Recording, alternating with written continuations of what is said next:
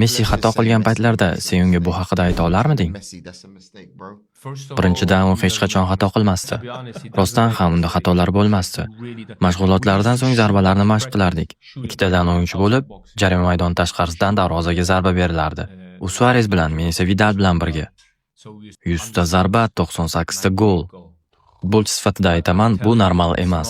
Yana hammasi aniq 9likka va Ter Shtegen darvozasiga. Men Markka nemis tilida nima bo'lyapti, Mark deb baqirardim. U esa hech narsa qila olmayman, bu imkonsiz derdi. Messi har doim ideal yuqori burchakka zarba berardi. U adashgan paytlari biz uni betob isitmasi bor deb o'ylardik. Undan hamma hol-ahvol so'rashni boshlashardi. U hech qachon adashmagan. Bunga ishonib bo'lmaydi. Suarez bilan birga ham uning darajasida farq kattami? Juda katta. Qolganlar noto'g'ri tepshardi, adashardi. Messi esa yo'q, hech qachon. U gol ura olmagan 2-3 ta zarbada darvozabon dahshatli seyf qilgan bo'lardi. Messi adashmaydi. Ibrani bu shkala bo'yicha qanday baholaysan? U ajoyib yakunlovchi, lekin Messi umuman boshqa daraja. Uning chap oyog'i shunchaki dahshat.